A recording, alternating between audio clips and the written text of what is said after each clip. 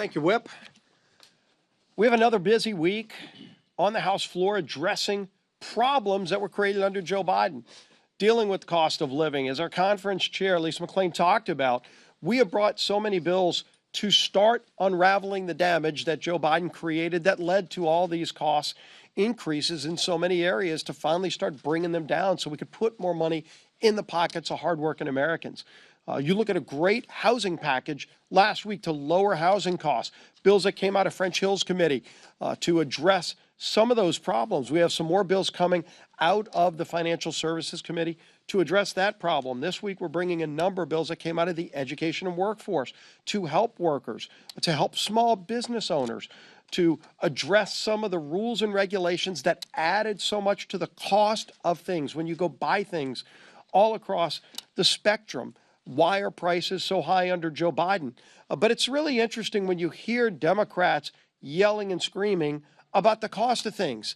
My question is, where were those Democrats when they were jacking up all those costs on families for 4 years under Joe Biden? Did Democrats forget? And do they think voters are going to forget that under Joe Biden for 4 years, gas prices doubled? Yes, doubled. Did they forget that under Joe Biden for 4 years, mortgage rates doubled? Where were the Democrats who are complaining now then when they were helped jacking up with all their spending and their corruption that they supported? And then those mortgage rates affected hardworking families under Democrat control here in Washington. Inflation under Joe Biden hit its highest level in 40 years. Where were those Democrats that are talking about it now as it's finally going down? Where were they when they were jacking it up? Interest rates reached their highest level in 22 years. Oh, and by the way, under Joe Biden and Democrats, when they were running this town, real take-home pay by workers had decreased under Biden by $3,000. Less money in your pockets under Joe Biden, and not a word, crickets, from Democrats in Washington. And now when you hear them, what they're really complaining about is the fact that Donald Trump is working with a Republican president to finally mop up the mess they created, to lower those costs. Think about this. Gas prices at their lowest level in 5 years. 5 years. And by the way, it wasn't just magic and pixie dust that did that. It was real policies that every Democrat voted no on to lower gas prices. We Republicans lowered gas prices. Every Democrat voted no. Not most of them, not some of them, every single one of them. We brought a bill to lower health care costs. You've heard a lot about that from Democrats, right?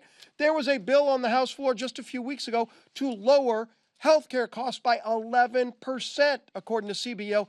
Every single Democrat voted no on that bill. Core inflation is at its lowest level today in 5 years. 5 years. And Democrats voted against all the bills that we passed to root out waste, fraud, and abuse, which had a lot to do with lowering inflation. Everybody knows when you saw Democrats go on this crazy spending spree for 4 years, trillions of dollars in new spending, jacking up inflation, we finally said we're going to get control over spending. And not only that, we're going to root out waste, fraud, and abuse. And guess what?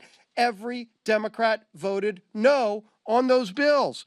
And by the way, what is the ultimate result for families? And we're just getting started, by the way. We're not even at 1 year of President Trump's first term and next term in office.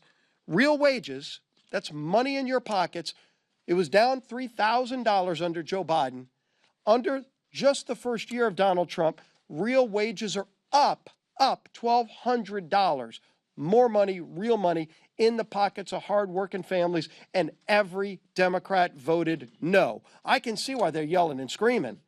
They don't want the American people to know not only what's happening to finally unravel and mop up the mess they created after 4 years, they don't want the American people to know that they have voted no every step of the way to fix the mess they created. And we're just getting started, and leading us in this effort to unravel the mess, working with President Trump, is our Speaker of the House, Mike Johnson.